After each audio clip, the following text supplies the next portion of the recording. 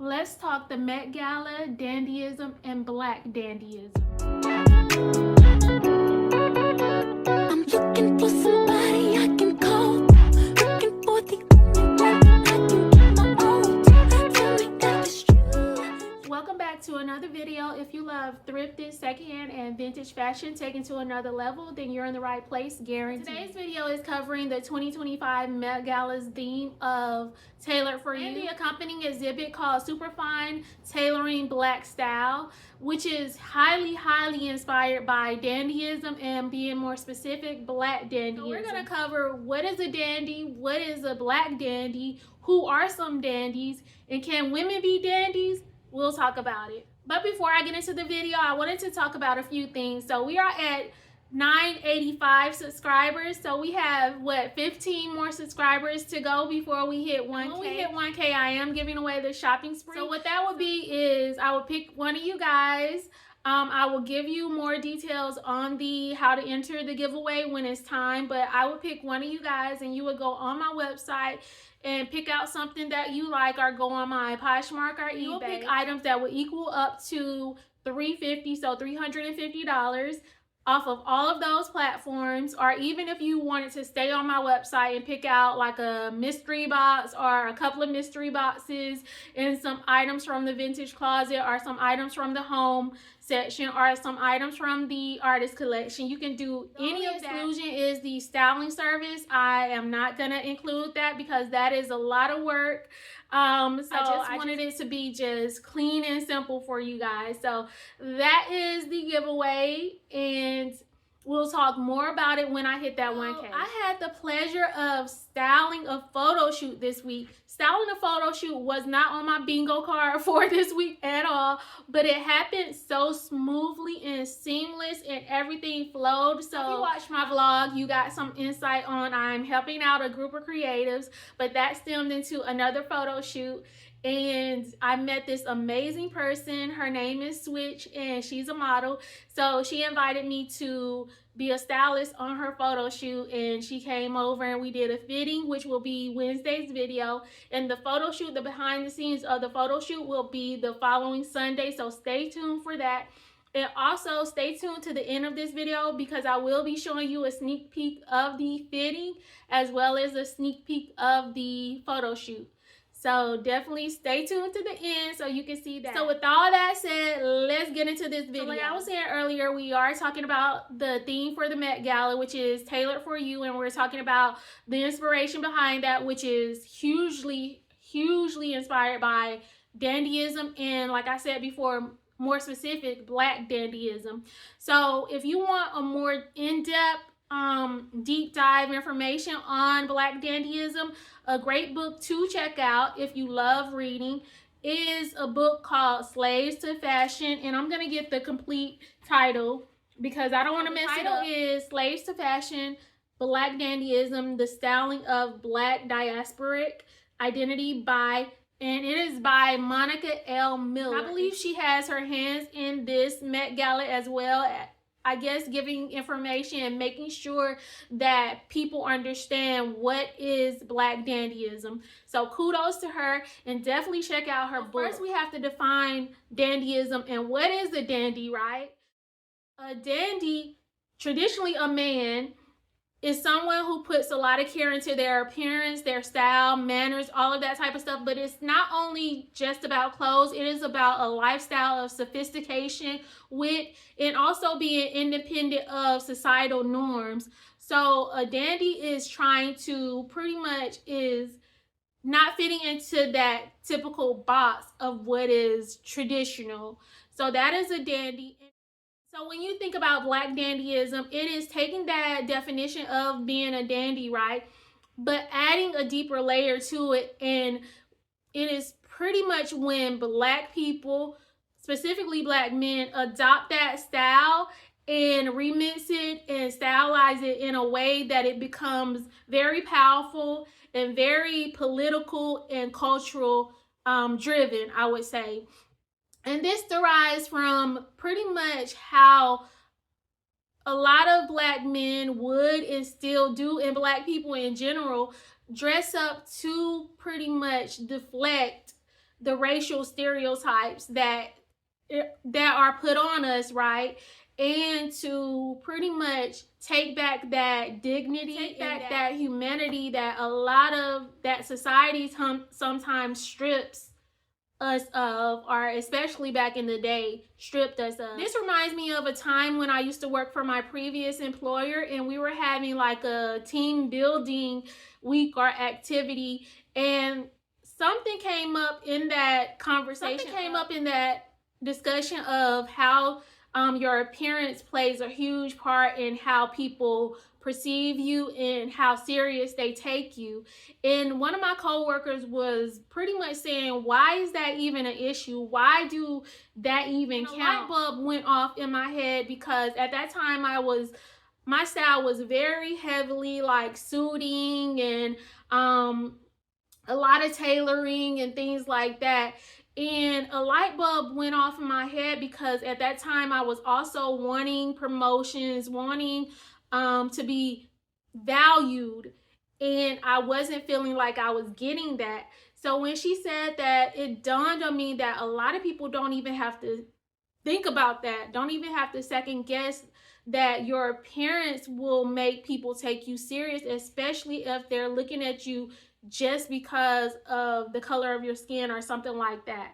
So yeah, that struck me really hard. And being the quiet, outspoken person that I am, I was like, a lot of people have to dress a certain way to be able to be taken seriously. So that, I just wanted to share that with you guys. That was a moment where a light bulb went off, and I'm like, oh, this is connected to why I'm dressing the way I'm dressing, subconsciously connected, because I did not even know I was doing that.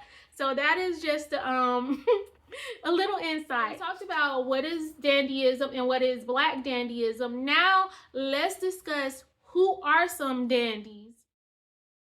So you guys know I like to go in chronological order. So we're starting from the 1920s and we're gonna go up into the 2000s. And I'm gonna showcase some people that are dandies. We're talking about the 1920s. The first person that comes to my mind is Cab Calloway. He rose to fame in the 30s, right? But his roots were definitely in the 20s. And if you think about his style, he would wear these wide brim hats. He would have on a zoot suit. And if you don't know anything about the zoot suit and the history behind that, definitely do some research and look that up. His stage presence and presence in general was very theatrical, very stylish, very definitely fit into the dandy category. So moving on to the 1930s, so I'm thinking about Duke Ellington when I think about the 1930s. His style was more tailored, beautifully tailored at that. He was dressed very well. He projected a sense of elegance and style and class when he performed. He definitely exerted Black excellence in the jazz scene and beyond. So rolling into the 1940s, so when we think about the 1940s, or when I think about the 1940s, Nat King Cole comes to mind.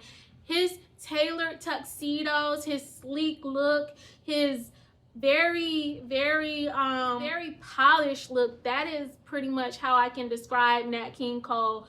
Very sophisticated. He definitely was a picture of a very refined dandy. So moving into the 1950s, I cannot talk about the 50s and not mention Little Richard. Little Richard, a Southern boy from Macon, Georgia, I think. Shout out Middle Georgia. Little Richard's style was very out there, with the makeup, with the colorful suits, with the flashy appearance. He pushed gender norms before it was even common, and his look was definitely a traditional dandy. He embodied dandyism. So moving into the 1960s, when we're talking about dandyism and we're talking about the 1960s, we have to talk about Sammy Davis Jr. So even though his style wasn't like flamboyant or wild, it was very subdued and it was very sleek, very well groomed. So his style exuded charisma on and off stage, and you could just tell by his appearance and the way that he carried himself throughout his performance. Also, when we're talking about the 60s, we cannot talk about the 1960s and not mention Jimi Hendrix. So Jimi Hendrix isn't the typical dandy. He brought more bohemian and psychedelic flair to dandyism, but he did it in a very, very, very powerful way. His lavish suits, his velvet, his military-inspired jackets, he definitely embodied dandyism, but more in a revolutionary type dandy, I guess you could say. So moving into the 1970s, if we talk about the 1970s, we have to highlight Isaac Hayes. So Isaac Hayes was known for his dramatic capes, his chains. Like, he wore a lot of chains. Y'all know I love to pout on the chains. I usually say I'm doing my Mr. T thing, but I'm gonna start saying I'm doing my Isaac Hayes thing, because that was his thing way before Mr. C. He also wore a lot of sunglasses as well, so he blended more Afrocentric vibes to dandyism, but he definitely was a dandy. Definitely have to speak on Curtis Mayfield. Funkadelic suits, bold prints, loud colors. He was taking dandyism to a more political aspect, but he did it very, very well, and he made a huge statement. We cannot leave the 70s without talking about Sly Stone. We cannot. Sly Stone had this very flamboyant take on dandyism with his sequins, his bold prints, his platform shoes. He definitely fit into that category, but made it his own. He definitely was a dandy. Moving right along, moving into the 1980s. So if you think about the 1980s, you cannot not say these two people were not dandies. Let's talk about it. So the first person I'm bringing up is Prince. Prince, when you think about a dandy, you have to think about Prince. He was bold, he was risk-taking, he was very much himself.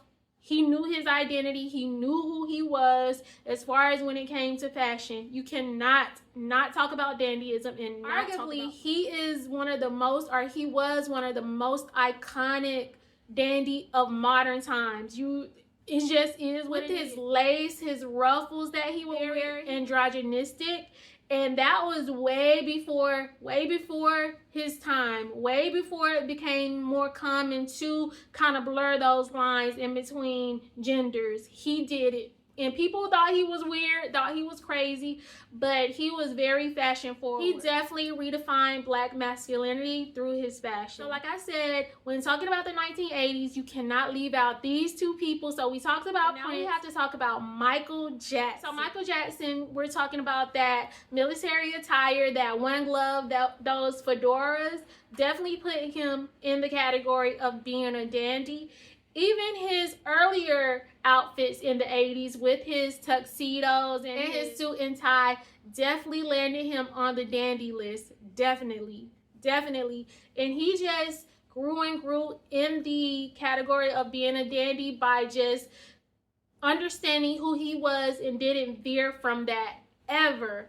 So now we're about to touch on the 1990s. Whenever I talk about men's fashion, this name always comes up. I said I was going to do an inspired by of a male. You guys, all through the comments was saying this name. So we are talking about Lenny Kravitz. So Lenny was great for blending rock and roll with a more bohemian style with his leather, his ruffles, his scarves, his tailored jackets, all of that type of stuff. As well as bold accessories. His fashion choices definitely reflected individuality and a high fashion taste and sense. And I leave the 1990s and not talk about Dennis Rodman. Was another person that blurred the gender lines, even by wearing a wedding dress. I think to marry, who did he marry? It wasn't Madonna, right? Was it Carmen Electra? Somebody he married in a wedding dress. A wedding dress. That was very unconventional during this time. He would wear makeup, he would wear nail polish, he would just, like I said, blur those lines of masculinity and femininity, and just did it so well. He definitely challenged the norms in a dandy adjacent rebellious way, but he did it very well. Now let's talk about the last decade I want to cover is the 2000s. When we're talking about the 2000s, we have to touch on my dude. I just did a video over him. If you haven't seen that, I will link it below. Let's talk about the newly inducted to the Rock and Roll Hall of Fame member of Outkast, Andre 3000. So when we're talking about the early 2000s, even though Andre 3000 was on the scene before that in the 90s, you have to remember that he didn't really, like, I feel like he didn't really get his stride of his style until the 2000s when he embraced dandyism, it seems like, and started to wear tailored suits, started to wear a lot of ascot suspenders. He embraced like golf wear. Which is crazy, and he created his own line that was heavily inspired by Ivy League attire. So yeah, Andre 3000 was and is still a black dandy in my eyes and in a lot of people's eyes out there. Definitely the epitome of black dandyism. Okay, don't come for me, but another dandy in the 2000s we have to say was Kanye West. Even though y'all might want to fight me for mentioning his name, but we talking about the old Kanye West here. That's who we talking about. So we're talking about graduation and the 808 heartbreaks time period. So that's who we like. That's who During this time, he brought pastel polos, Louis Vuitton loafers, and he mixed it with a street style that was just impeccable. And he did it so flawlessly and so seamless that he has to be put in this category of a black dandy. He just have to. So lastly, for the 2000s, I have to touch on this person, and he's not brought up in a lot of conversations, but he definitely have to be put in the conversation of being a dandy. It is Maxwell. So Maxwell always had this clean, sharp image. He will always have like this sleek suit on with maybe a turtleneck and his hair slicked back or in braids or something like that. He definitely carried himself with influence of dandyism with the understated elegance. There's some dandies that I can mention, but the list can go on and on. I definitely want to mention more modern day dandies like A$AP Rocky, like Tyler the Creator, like even Michael B. Jordan is a dandy to me in how he carries himself and how he dressed even on the red carpet. We have to touch on Coleman Domingo, of course. We have to put him in this category. And Lewis Hamilton, as well as LeBron James. And we cannot talk about modern day dandies without putting in Law Roach. He is the epitome of the stylist god as well as the black dandy. So, can women be dandies? Let's talk about it. Women can definitely be dandies. We have a unique style that we can lean into more masculine or we can lean into feminine, and we can mix both. Like today I'm wearing this suit. This is a skirt suit, but I also threw a tie on. I cropped my top to give it that femininity, but it has these masculine aspects to it as well. So leaning into that tailoredness, that uniqueness, maybe eclecticness. If you're doing that, you're definitely a dandy, whatever gender you are. So let's talk about some women that are dandies. Someone that I have to mention in this category is definitely Zora Neale Hurston. I would definitely consider her a dandy. With her structured hats and her tailored jackets, she definitely could fit into this category. Another person that I would put into this category is definitely the way that she wears suits in those bold colors, also those structured suits as well. She definitely has to be put in this category, and her unique style separates her from a lot of women as well as men in the industry. So she is definitely a dandy. We cannot talk about dandyism and not talk about Janelle Monáe. She is probably the modern day queen of black dandyism with her tailored suits when she first came out, her black and white uniform that definitely was her statement for the first few years that she was out, and now she's stepping into this new identity of who she is, and she's being more, I guess, experimental with her style, but it's still fitting into that dandyism, bold, sometimes structured style, which is definitely, you can even state that it's a little bit rebellious, has a rebellious aspect to her fashion because of the story that she told about why she wore black and white. So she is definitely a dandy, definitely. Someone that I have to put on this list because she is the stylist icon to me, June Ambrose. So June Ambrose is definitely known for her tailored suits, her hats. She will always show out in a hat, and her unique eclectic style. So she is definitely a dandy. There's this video on Complex, which is a YouTube channel on here as well, and she is having a conversation over dandyism with Dapper Dan, and I forgot the other guy's name, but it is a amazing conversation, and I will try to link that video as well in the description.